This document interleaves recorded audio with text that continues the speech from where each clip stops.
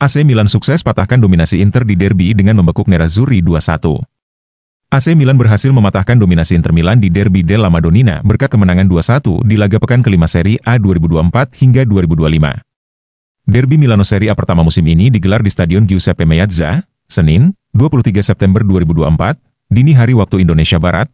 Rossoneri benar-benar sangat bertekad untuk memutus rentetan kekalahan beruntung mereka di laga derby melawan Inter. Tim besutan Paulo Fonseca sukses unggul lebih dulu di menit ke-10 lewat Christian Pulisic, yang berhasil lolos dari penjagaan pemain Inter Milan. Gol cepat tersebut kemudian direspons Inter dengan mencetak gol balasan di menit ke-27 lewat Federico Di Marco, yang melepaskan tembakan dari sisi kiri.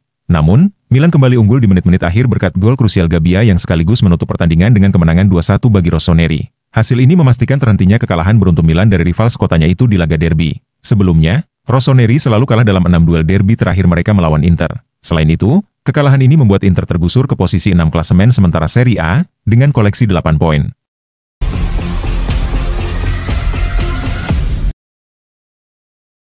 Gudmundsson bawa Fiorentina menang 2-1 atas Lazio. Pemain debutan Fiorentina Albert Gudmundsson melakukan debutnya dengan gemilang saat dua penaltinya berbuah kemenangan 2-1 timnya atas Lazio, pada pertandingan Liga Italia di Artemio Franchi, Florence, Minggu. Kemenangan pertama di musim ini tersebut membawa Fiorentina naik ke posisi ke-10 di klasemen sementara dengan koleksi 5 poin. Sedangkan Lazio tertahan di posisi ke-7, juga dengan 5 poin, kiper di kedua kubu harus bekerja keras sejak awal. Ivan Provedel yang mengawal gawang tim tamu, Lazio, masih dapat menggagalkan upaya Andrea Colpani dengan kakinya. Di sisi lain lapangan, kiper David De Gea mampu menepis sepakan Mattia Zaccagni. Lazio memecah kebuntuan pada menit ke-41, saat Nuno Tavares mengirimkan bola tendangan bebas untuk disambut sundulan Mario Gila. Kali ini De Gea tidak dapat berbuat banyak dan gawang tuan rumah pun kemasukan. Keunggulan 1-0 Lazio bertahan sampai turun minum. Pelatih Fiorentina Raffaele Palladino kemudian memasukkan Gudmundsson untuk menggantikan Lucas Martinez Quarta pada awal babak kedua.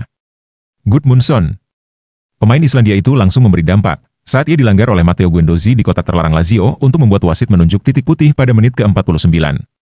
Eksekusi penalti diambil sendiri oleh Gudmundsson, dan berbuah gol penyama kedudukan. 1-1, Guendouzi memiliki dua peluang untuk menebus kesalahannya.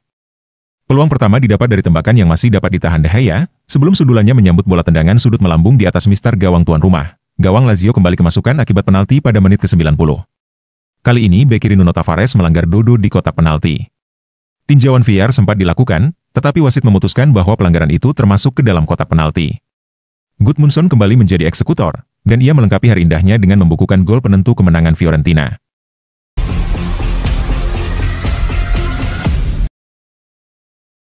AC Milan menang derby della Madonnina pertama sejak 2022. AC Milan berhasil mengakhiri puasa kemenangan dalam derby della Madonnina dengan menaklukkan Inter Milan 2-1.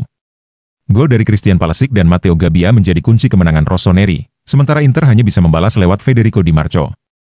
Kemenangan ini menjadi yang pertama bagi Milan dalam derby sejak 2022. Sebelum pertandingan ini, Milan berada di bawah tekanan besar, terutama para tokoh senior seperti Zlatan Ibrahimovic, Paulo Fonseca, dan Rafael Leao. Kritik datang setelah penampilan kurang memuaskan di laga tengah pekan sebelumnya melawan Liverpool. Namun, derby della Madonnina menjadi momentum bagi Milan untuk bangkit. AC Milan memulai pertandingan dengan gemilang. Setelah beberapa kali memberi tekanan ke lini belakang Inter, Christian Pulisic akhirnya membuka skor.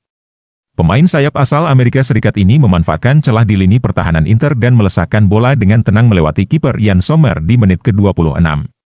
Gol ini menjadi gol ke-6 Pulisic di musim 2023-2024, menunjukkan performa apiknya setelah bergabung dengan Rossoneri. Sayangnya, keunggulan Milan hanya bertahan 17 menit.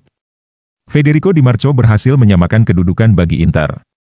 Di Marco tidak terkawal di sayap kiri dan dengan cerdik memanfaatkan umpan dari Lautaro Martinez untuk menyerangkan bola ke sudut jauh gawang Mike Maignan. Di Marco terus menjadi ancaman sepanjang laga, tapi Milan mampu bertahan, hingga akhirnya Matteo Gabbia mencetak gol kemenangan pada menit ke-84. Bek muda ini memanfaatkan umpan silang sempurna dari Tijani Reijers untuk membuat Il Diavolo Rosso unggul 2-1. Ini adalah gol pertama Gabbia di musim 2023-2024, sekaligus gol penentu dalam derby yang sangat krusial. Paulo Fonseca yang sempat diragukan posisinya di klub, terlihat melakukan beberapa perubahan sistem dalam pertandingan ini. Tanda-tanda positif terlihat dalam permainan Milan.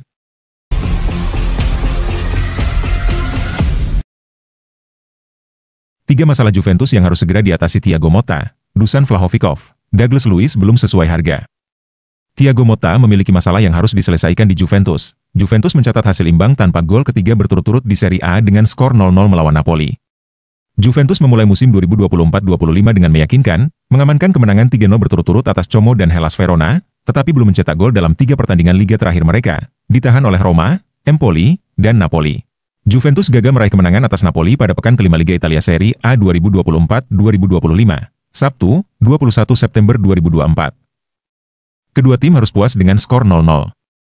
Sebelum dimulai, Juventus dan Napoli mengheningkan cipta untuk menghormati legenda Italia, Toto Schillaci. Sayang, sejumlah oknum tim tamu malah meneriaki kata-kata "Munnes" yang berarti sampah. Berita positif bagi Juventus adalah mereka saat ini memiliki rekor pertahanan terbaik di 5 liga top Eropa, dengan tidak kebobolan dalam 5 pertandingan liga pertama mereka musim ini. Namun, sebagian dari kekhawatiran tersebut adalah kurangnya performa di depan gawang, terutama dari penyerang tengah Dusan Vlahovic. Pemain Serbia itu belum mencetak gol sejak 2 golnya dalam kemenangan 3-0 atas Verona pada bulan Agustus. Termasuk kemenangan Liga Champions atas PSV, Vlahovic belum mencetak gol dalam 4 pertandingan dan torehan 2 golnya dari 6 pertandingan merupakan yang terburuk kedua dalam karirnya di Serie A hingga saat ini. Thiago Motta memilih untuk menggantikan Vlahovic di babak pertama, seolah-olah mengakui bahwa hal itu tidak berhasil dengan kehadiran pemain Serbia tersebut di tim.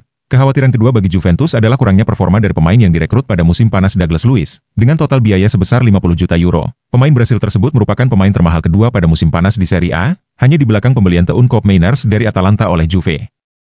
Mantan gelandang Aston Villa tersebut bergabung dengan skuad Bianconeri pada akhir musim panas setelah berpartisipasi dalam Copa America bersama Brasil. Tetapi sejak itu ia hanya mencatatkan 1 kali sebagai pemain inti untuk klub barunya. Thiago Motta perlu memaksimalkan gelandang barunya yang mahal. Ada juga kekhawatiran bagi kapten klub Danilo, yang baru bermain selama 5 menit di Serie A musim ini. Ia harus puas dengan peran sebagai pemain pengganti yang tidak dimainkan dalam 4 dari 5 pertandingan liga sejauh musim ini. Ada kekhawatiran cedera, tetapi La Gazzetta dello Sport menunjukkan bahwa ia sekarang menjadi pilihan ketiga di posisi favoritnya, di belakang pemain yang direkrut musim panas Pierre Kalulu dan lulusan Next Gen Nicolo Savona. Thiago Motta memiliki waktu seminggu untuk berlatih guna memperbaiki beberapa masalah yang dialaminya di Juventus, sebelum tandang melawan Genoa.